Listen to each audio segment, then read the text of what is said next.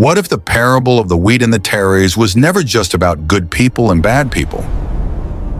What if Jesus was describing something much bigger and prophetic, something connected to a pattern that runs from the Hebrew prophets all the way to Revelation? Most people hear this parable and walk away with one thought: good and evil exist together now, but eventually God will sort it out. And that is true. But when you look closer at the biblical language surrounding harvest, especially the imagery woven throughout the Hebrew scriptures, you begin to realize this parable is carrying far more weight than most of us have noticed. In the Bible, harvest is rarely just about farming. It is also a picture of ripeness, completion, and separation. A moment when what was hidden is finally revealed for what it truly is. Beloved, once you see that pattern running through Scripture, the words of Jesus in Matthew 13 begin to feel startlingly alive. Beloved, this parable may be speaking more directly to our generation than many of us realize. In Matthew 13, Jesus tells a parable about a farmer who planted good seed in his field. But while everyone was asleep, an enemy came and planted tares among the wheat and left. As the plants began to grow, the servants noticed something troubling. Two different kinds of plants were growing together in the same field: wheat and tares. The servants immediately asked the master, "Do you want us to pull the tares up?" But the master said, "No. Let both grow together until the harvest." Then he gave an important instruction. "First, gather the tares and tie them into bundles to be burned. Then gather the wheat into my barn." Later, the disciples asked Jesus privately to explain the meaning of the parable, and Jesus explained it plainly. The sower represents the Son of Man. The field represents the world. The good seed represents the children of the kingdom. The tares represent the children of the evil one, and the enemy who planted them is the devil. Then Jesus says something very important. The harvest is the end of the age. The Greek phrase used there is soon, telia to aiao, which means the completion or conclusion of an age. Jesus is describing a specific moment in God's plan, a time when this present age reaches its end, and everything is finally revealed for what it truly is. To understand why Jesus used harvest as the picture for this moment, we need to look back at the Hebrew scriptures. Long before Matthew 13, harvest imagery already carried deep spiritual meaning in the Bible. The Greek word used in Matthew for harvest is the rismos, which simply means reaping or gathering crops. But in the Old Testament, one important Hebrew word for harvest is katsir. Say it again, katsir. Sometimes katsir simply refers to a normal farming season, but in many prophetic passages, harvest becomes a picture of judgment, separation, and accountability before God.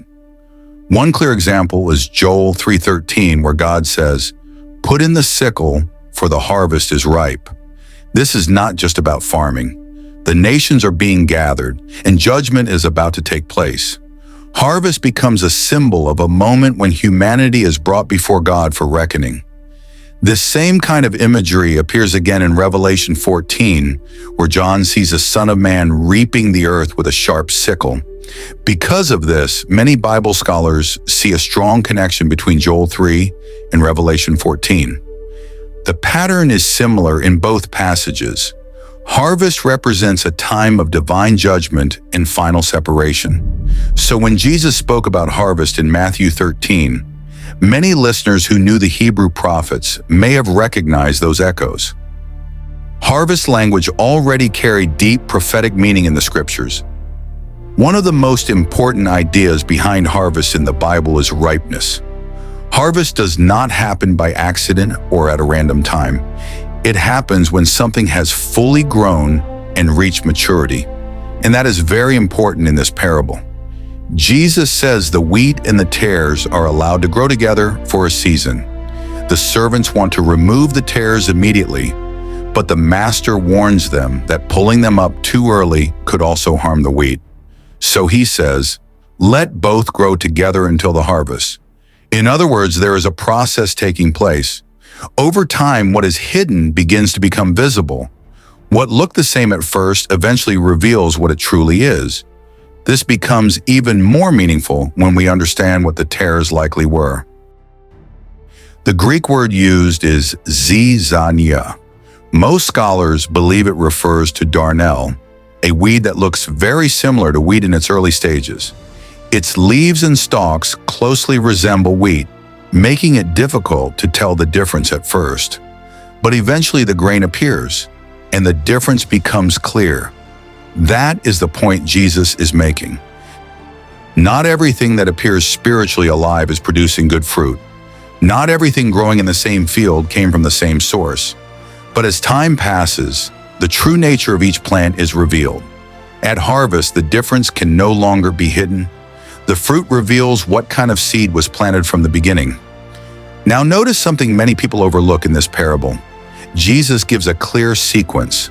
First gather the tares, then gather the wheat into my barn. That order matters. Throughout the Bible, we often see a similar pattern in the way God acts in history. Judgment and separation happen before restoration and gathering. In Exodus, Egypt is judged before Israel enters freedom.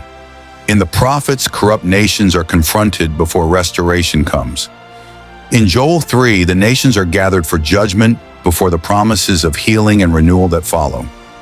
The pattern is consistent throughout Scripture. God often brings judgment before restoration.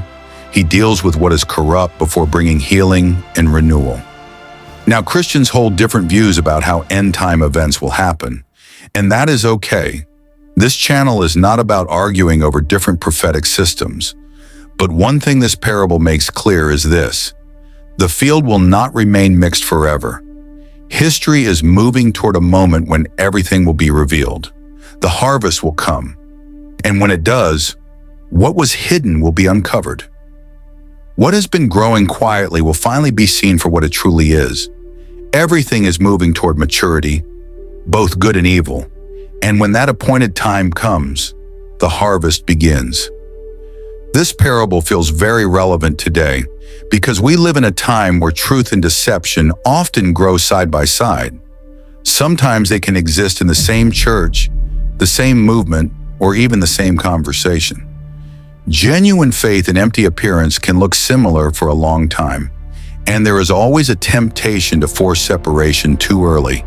The servants in the parable wanted to remove the tares immediately. Their desire for purity in the field was understandable, but the master knew something they did not. Pulling too early could also damage the wheat. That is why human judgment has limits.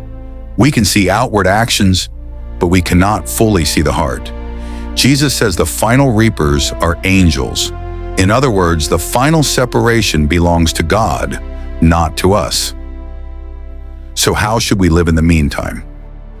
Our main calling is not to spend our lives trying to expose everyone else. Our calling is to remain faithful, endure, and keep producing good fruit. The difference between wheat and tares eventually becomes clear, not mainly through words, but through what each one produces. This is because over time, everything matures. What is true matures, and what is false matures. Good grows clearer, corruption becomes more visible, and Scripture shows history moving steadily toward a moment when everything will finally be revealed. Then comes the harvest, and the deeper question of this parable is not simply, when will the harvest happen? The deeper question is, what kind of fruit are we producing while we wait? Jesus ends the parable with two final outcomes, the barn and the fire. The wheat is gathered into the master's storehouse. The Greek word used is apodike, meaning a place of storage and preservation. It is a picture of safety, belonging, and being kept by the master who planted the seed. But the tares are gathered to be burned. Jesus describes it as a place of weeping and gnashing of teeth, language that points to sorrow, judgment, and separation from the kingdom. But the parable does not end with destruction. It ends with glory. Jesus says, "Then the righteous will shine like the sun in the kingdom of their Father." This echoes Daniel 12:3, which says, "Those who are wise shall shine like the brightness of the sky above."